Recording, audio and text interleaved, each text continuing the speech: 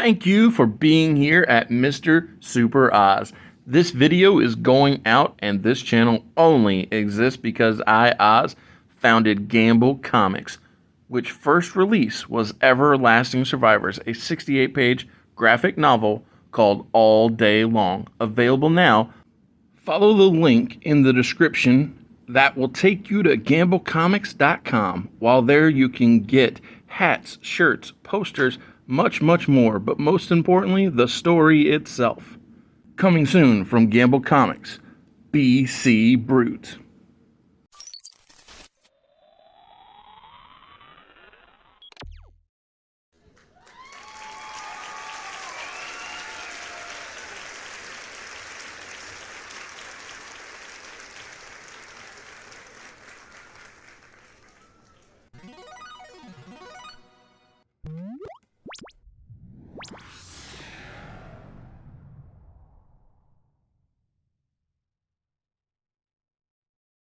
We are in Ric Flair country. It must be in Charlotte, North Carolina. It's actually Greensboro, but it's still North Carolina. Close Yeah, we are at the Greensboro Coliseum. Very the other part of Flair country. yeah, very National Wrestling Alliance when I see the Greensboro Coliseum. Absolutely.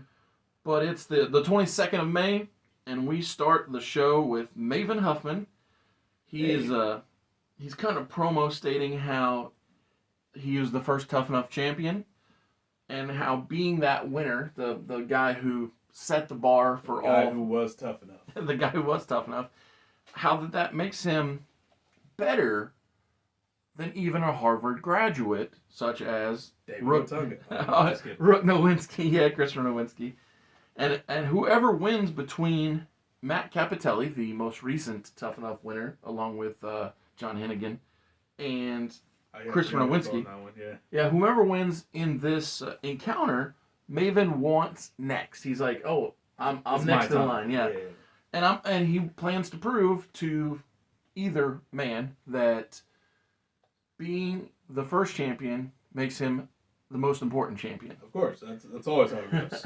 Inaugural champion, like we always remember the inaugural champion. I will say that, especially in WWE lore, they do like to emphasize Pat Patterson being the first Intercontinental Champion, winning an imaginary tournament in Rio de Janeiro. What do you mean? It was the hardest tournament in the history of wrestling. Tournament was so good, so deep, they couldn't even film it. It was so brutal. Exactly. So I will say that they do like acknowledging that. I think they should give Finn Balor a little more kudos, respect for his anything at all would be nice. Him winning that Fruit Roll-Up title. Yeah. But, whatever. It doesn't exist anymore. Exactly. So no That's part of the issue.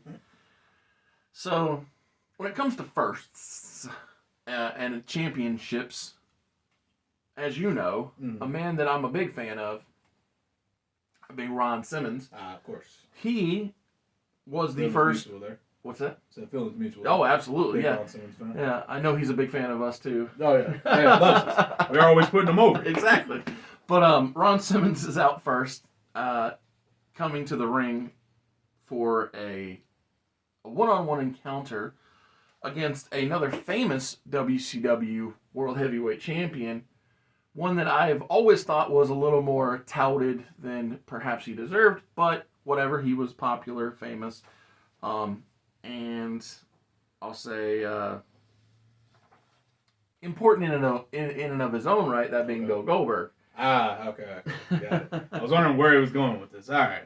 So, unfortunately, the match is very what you would expect. So a 5-minute Goldberg match.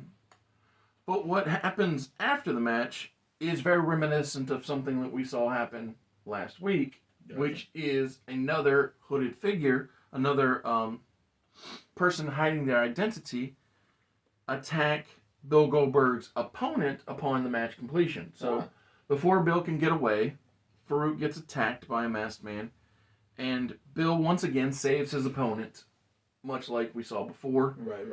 And hits a jackhammer, and the person rolls out before... This person's terrible at jumping people. He gets caught and then gets hit with a jackhammer. Absolutely.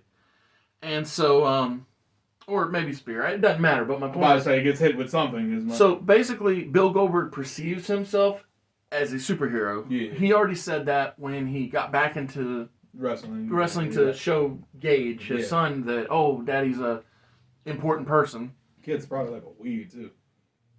And so my point is, this is to continue what was started before, but also to help continue showing that Bill, while yes, he defeats his opponents, it isn't with malicious intent. He still wants to be about to say it's in the sportsman. spirit of competition. Exactly. Yeah. And when it comes to sportsmanlike conduct, our next match is two technical wizards, two guys who. Zack Sabre Jr.'s in this Well, what I mean is, I think that both of the competitors in the next match are guys who, if Zack Sabre Jr. was around in 2003, or if these two guys were still wrestling actively now, would definitely line up well with Zack Sabre Jr., that being Lance Storm and Jamie Noble. Yeah, you're probably right in that. And so, like, when I think about wrestling, I tend to think of it in a genre sense or setting. Mm-hmm. And so I just feel like Lance Storm, Zack Sabre Jr., and Jamie Noble really fit within that same genre of wrestling. And, none of which are tremendous when it comes to stature, but all of them are massive when it comes to talent and ability. So they can tell you in the nod pretty.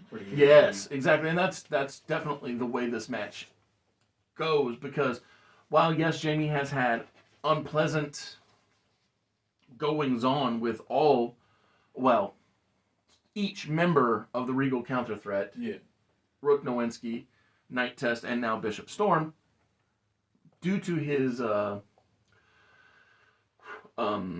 not good physical state after taking on Brock Lesnar at Backlash, this is totally different than those two prior contests. In both of those cases, Nowinski and Test were much larger than Jamie and were physically imposing upon him. True. Whereas Lance, while a little bit larger. Yeah, I'm about to say definitely bigger than Definitely bigger. But what I'm saying is they both are going at it in a technical and scientific way. Instead of I'm going to kick this shorter guy in the head. Exactly. Yeah. No head ended up in a third row type situations like with the Test. Yeah. But in this match, there is no need for underhanded tactics. And this actually ties back into a prior conversation that Scott Steiner and Booker T were having with Lance Storm in the back when King William was not a fan of their... How dare you give my friend compliments? Well, I think that it's more William knew or felt that they were impeding on his clique, his inner circle. Yeah. And so Lance, in this case, does not need any underhand, no cheating. He doesn't need it. Him and Jamie go hold for hold, move for move. And the funny thing is, I don't like to have my anchor characters tap out. Like, I would rather have Jamie get knocked out with a super kick and a Regal stretch, because I think it's interesting and intriguing to see Lance Storm win with King William's finish, and for Jamie to be unable to get to the rope, but also trying so hard that his hand falls, but not in a tap out setting, but just in a I couldn't make it type way. So when Lance wins, that is when the Regal counter threat come out.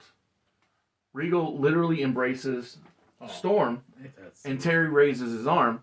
But the reason that they all came out post-match is because it's now time for Rook Nowinski to take on the debuting Matt Capitelli. Oh, yeah, that's right. That is tonight. And so now all of the heels are out here for the debut of this hot young babyface.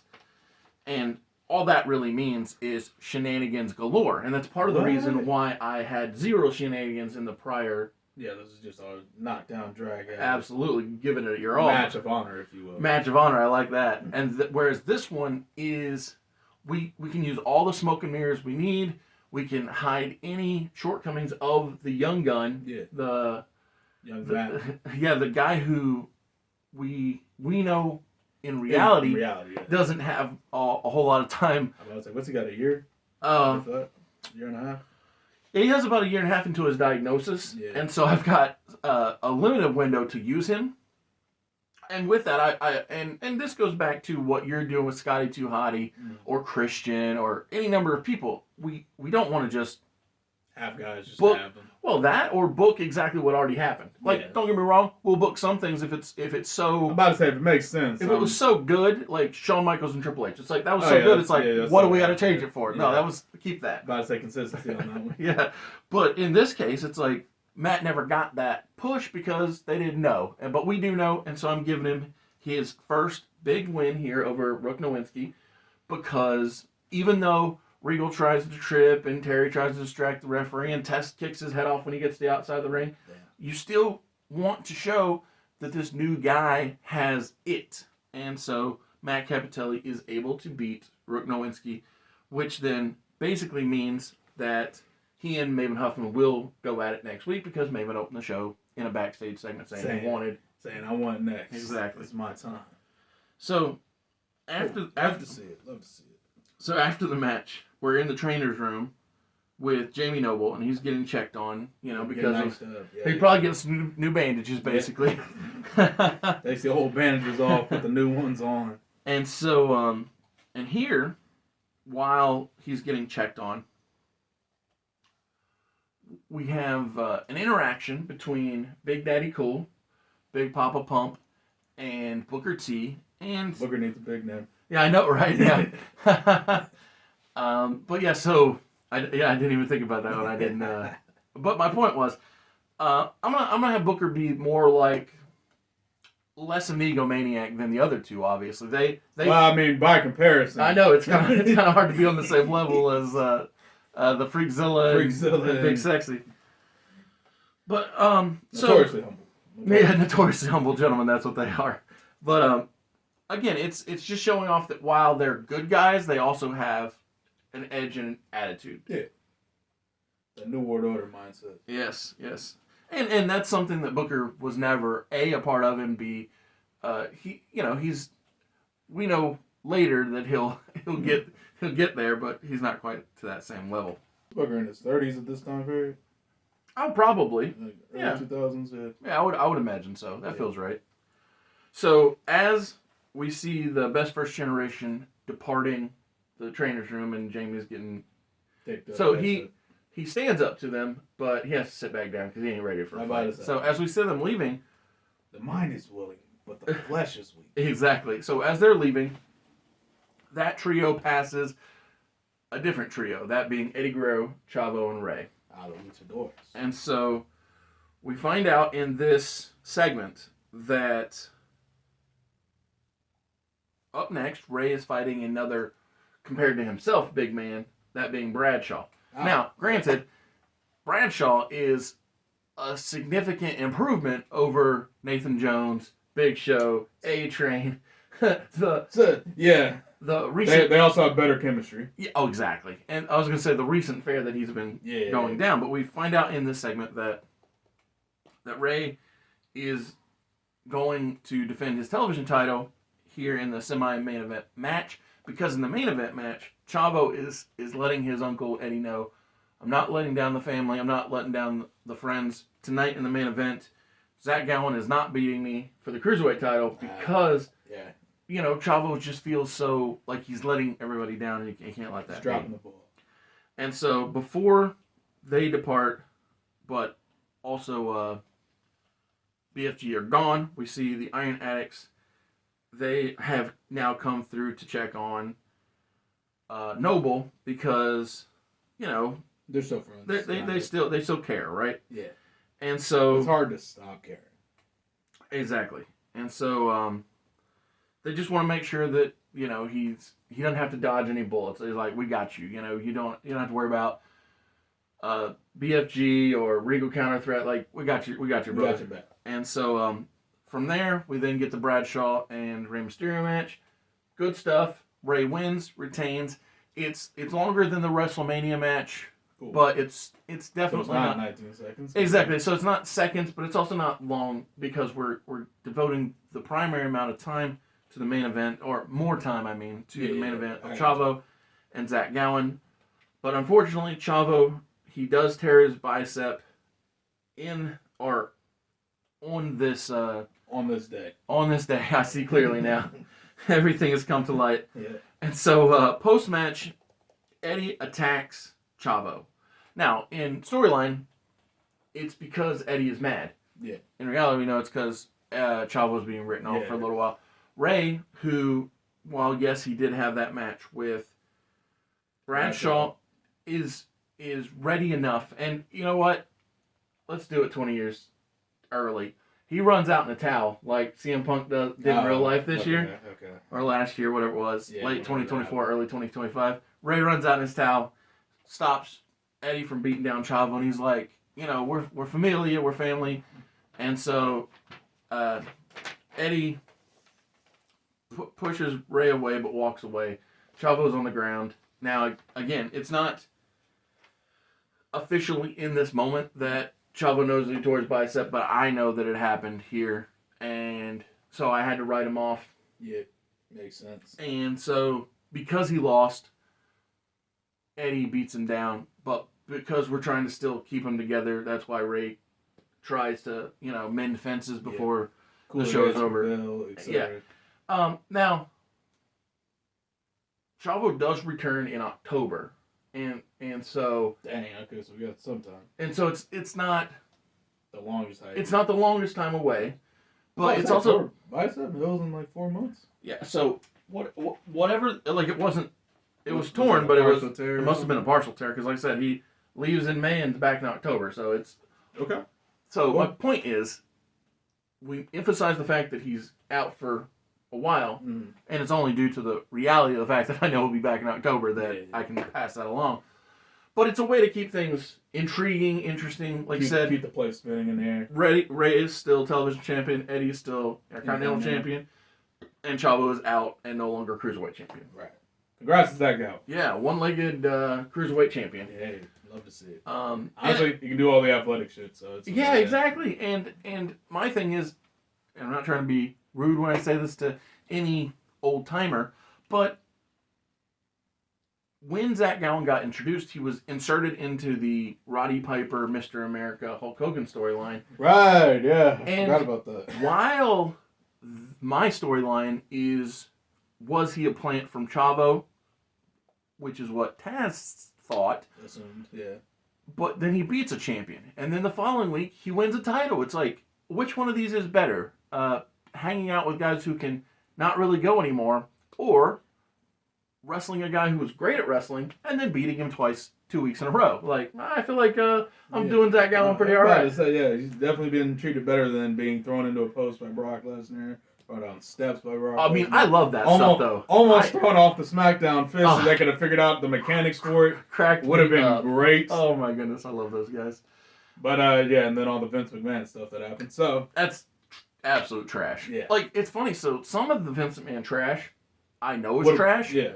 But I'm going to do anyway because I don't know how else to get to the finish line without doing the crap in between. Yeah. So, like, I don't really want some of the things that I'm about to do later in the year. Yeah. But I know where... He's not comfortable with it, but it's still going to happen. like, I'll just go ahead and blatantly say it. I don't like the Stephanie versus Vince match. Yeah, no one does. But I'm going to do it anyway because I don't know... I say that back, Vince liked it. I'm sure Vince loved it, yeah. Just like he liked the idea of being the father of her child. Yeah, right, yeah, I forgot about and that. then he also liked proposing that her brother be the father of her child. Yeah. But my point is, I don't like the match. I don't like the idea. But I'm going to do it anyway because I know where it leads to, which is the Buried Alive match at Survivor Series. Yeah. And then it leads to what happens after that. And I don't know how else to get The Undertaker, no longer biker, and back to Deadman without doing what we did. The A and B is pretty tough on that one. Yeah, so I was just like, it's easier just to keep it. And like, at least nobody can say, well, you guys are cheating. You only book good stuff. Well, I mean, I'll book some crap if it gets me there. We'll book some trash. No only if I got it. I got garbage television for your day. Thank you. Yeah.